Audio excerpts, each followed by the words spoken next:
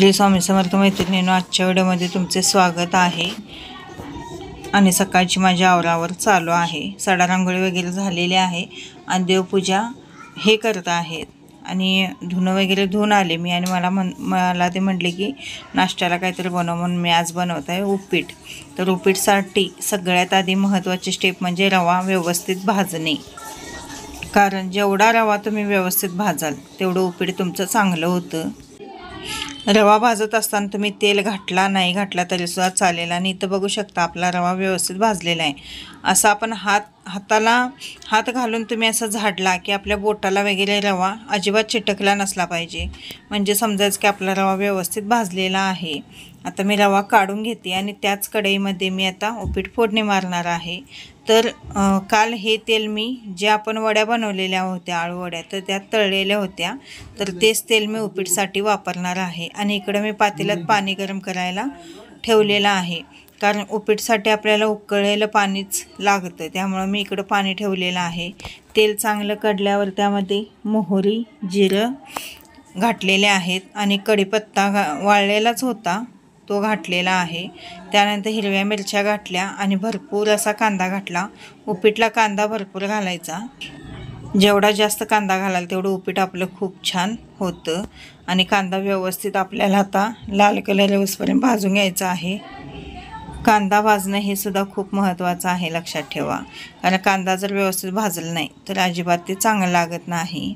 आणि कांदा भाजल्यानंतर मग मी त्यामध्ये टोमॅटो घातला आणि टोमॅटो पण व्यवस्थित भाजल्यानंतर मग रवा घातला आणि परत व्यवस्थित ते हलवून घेतलं तेलामध्ये। आणि त्यानंतर मग गरम पाणी एकदम उकळलेलं उपीटमध्ये आपण वतलेलं आहे आणि बारीक करून मग व्यवस्थित ते झाकून ठेवायचं। थोडीशी साखर आणि मीठसुद्धा त्यामध्ये घालायचं, कारण साखर आणि मिठामुळे तर चव येतेच, पण साखर थोडी घालायची, त्यामुळे सुद्धा खूप चांगली चव येते।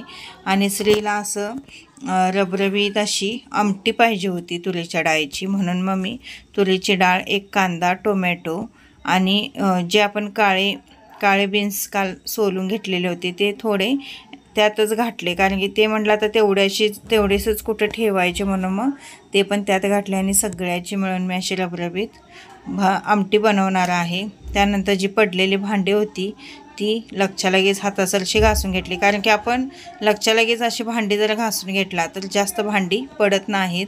तसेच हे देवपूजेला बसलेले आहेत, आता देवपूजेची भांडीसुद्धा मी त्यांना घासून देते। देवपूजेची भांडी आपण रोजच्या रोज जर घासलो तर अजिबात त्याच्यावर डाग वगैरे पडत नाहीत बघा, त्यामुळे ही भांडी रोजच्या रोज क्लीन करायची। आणि एकेकांचं कसं होतं बघा, देवपूजेची जी भांडी असतात, तांबे वगैरे असतात, कलश पुजलेला असतो, तर इतका म्हणजे काळवंडलेला असतो की पूर्ण देवघराची ती कळा काढत असा किती वेळ लागतो, 5 मिनटंसुद्धा लागत नाहीत। पण रोजच्या रोज जर तुम्ही असं घासला तर दिसायला खूप चांगलं दिसतं। आता ह्या कलशामध्ये आपला जो मंगल कलश आहे तो मी पूजत असते आणि बाकीचं सातेसरांना एक तांब्या पाणी मी प्यायला भरून ठेवते। तसंच महाराजांच्या समोरचं एक तांब्या आहे आणि आपलं हे पळी पंचपत्र आहे, त्यामध्ये सुद्धा प्यायचं पाणी मी भरून ठेवत असते। आता यांची देवपूजा वगैरे झालेली आहे। आता हे नाश्ता वगैरे करणार आणि दुकानात जाणाऱ्यांची नाईट शिफ्ट चालू आहे आणि आज सगळे देव त्यांनी घासलेले आहेत। देव घासल्यावर किती छान दिसतात बघू शकता तुम्ही, खूप छान दिसतात। आणि स्वच्छता, कुठल्या पण गोष्टी स्वच्छता ठेवली की म्हणजे ते किती छान वाटतं। घरात सुद्धा बघा तुम्ही व्यवस्थित घर नीटनेटकं ठेवले की आपल्याला घरातनं फिरताना सुद्धा खूप मन प्रसन्न होतं। खूप दिवस झाले देव घासलेले नव्हते। त्यानंतर मी इकडं भाकरी करून घेतल्या, 4 ते 5च भाकरी बनवायच्या होत्या, मग तेवढ्या भाकरी बनवून घेतल्या आणि माझा आता सगळा स्वयंपाक झालेला आहे। आणि सगळं आवरून मग नंतरनं दुकानात जायचं होतं मला। घरच्या गणपतीला असं हराळीचा हार, नाहीतर जो मंडळातला गणपती आहे त्याला तर हराळीचा हार द्यायचा होता, पण हराळी पाहिजे तशी मिळाली नाही। खूप दिवस झाले मी म्हणत होते की मला हार तसा करायचा आहे, किंवा जो आपण किरीट बनवतो बघा गणपतीच्या डोक्याला, तो तर मला बनवायचा होता, पण ते काय शक्यच झालं नाही। आणि इकडं आपली डाळ वगैरे व्यवस्थित शिजून झालेले आहे. कांदा इथं कच्चा का घालायचा, तर कांद्यामुळे खूप छान टेस्ट येते आमटीला. आणि हे सगळं आता व्यवस्थित मिक्स करून घेते, कारण हे सगळं व्यवस्थित मिक्स केलं तरच आपल्या आमटीला एक दाटसरपणा आणि एक जीव आमटी झाली की खूप म्हणजे छान स्वाद येतो. आणि अशी रबरबीत आमटी आणि भाकरी गरम गरम खूप छान लागते. आता यामध्ये मी आलं लसणाची पेस्ट, जिरं मोहरी एवढंच वापरणार आहे. जास्त काय वापरणार नाही, मसाला वगैरे एवढंच घातलेलं आहे मी आमटीमध्ये. आणि आमटीचा कलर बघू शकता तुम्ही किती छान आलेला आहे. आणि थोडीशी मी अशी घट्टसरच आमटी ती बनवलेली आहे, एकदम अशी पातळ काय बनवली नाही, कारण की भाकरीबरोबर त्यांना अशी घट्ट खायला खूप छान लागते. त्यामुळे दाटसरच. आणि श्रीने भातसुद्धा याच्यासोबत खाल्ला. रोज तो भात खात नाही, पण या आमटीसोबत त्याने भातसुद्धा खाल्ला. त्यानंतर दुपारनंतर आम्ही आलेलो कोल्हापूरला गणपती बघायला. तर हा पुलगल्लीचा वनराज असं या गणपतीचं नाव होतं. खूप छान मूर्ती होती. वडाच्या ज्या पारंब्या असतात बघा, पारंब्यापासून म्हणजे गणपती पूर्ण असा तो कवर केलेला होता. आणि हा महागणपती आहे शिवाजी चौकमधला.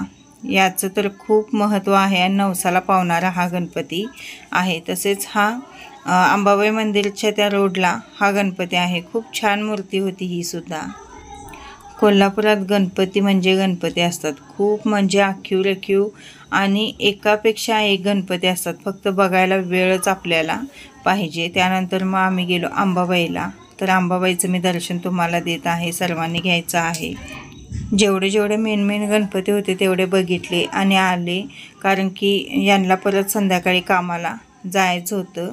आणि गरुड मंडपाचं काम खूप म्हणजे फास्ट पद्धतीने चालू आहे आणि खूप चांगलं म्हणजे काम. जुनं जे खांब होते ते सुद्धा त्यांनी वापरात आणलेले आहेत आणि जे लागेल ते नवीनसुद्धा परत त्यांनी त्यात ॲड केलेले आहेत. पण बांधकाम खूप छान चालू आहे. आणि अंबाबाई मंदिरात आतमध्ये शूटिंग करण्यास मनाई आहे. अंबाबाई मंदिरातच हा गणपतीसुद्धा बसवलेला आहे आवारामध्ये त्यानंतर मला खूप दिवसापासून एक इच्छा होती की साऊथमध्ये ज्या समया असतात बघा, तशा समया बघायच्या होत्या. म्हणून आम्ही जे कायम आम्ही देवाच्या मूर्त्या वगैरे घेतो त्या दुकानात गेलेलो, पण तशा समया तिथं नव्हत्या. आणि ही समई बघू शकता तुम्ही, खूप छान आहे ही पण समई. ही थोडी छोटी साईज आहे, 2600 रुपयाला जोडी म्हटले ती. आणि याच्यातलीच मोठी समई आहे हे बघा ही, तर ही 6000 रुपये जोडी असं म्हणले ते दादा.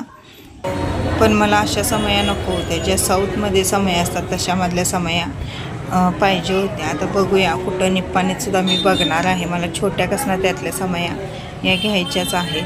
त्यानंतर आलेलो आम्ही तटाकडील ताले मंडळचा हा गणपती आहे. यांनी पण खूप असं मंडप छान उभा केलेला आहे आणि समोर अशी बालाजीची मूर्ती आहे. आणि त्यानंतर आतल्या बाजूला इथे गणपती आहे. मंडप खूप छान, आत गेल्यावर खूप छान वाटतं. आणि त्यानंतर डायरेक्ट आम्ही आलो मग कागलला, कारण की वेळ झालेला, 8-8:30 वाजलेले होते. त्यामुळं म्हटलं आता वेळ झाला आहे तर थांबायला नको, कारण की यांना परत 10 वाजता कामाला जायचं होतं. तर मैत्रिणींनो, अशा पद्धतीने आजचा छोटासा ब्लॉग होता. कसा वाटला कमेंटद्वारे मला नक्की कळवा. व्हिडिओ आवडल्यास प्लीज चॅनलला सबस्क्राईब करा. व्हिडिओला लाईक, शेअर आणि कमेंट करायला विसरू नका. चला तर भेटूया उद्याच्या व्हिडिओमध्ये. तोपर्यंत श्री स्वामी समर्थ आणि श्री गुरुदेव दत्त.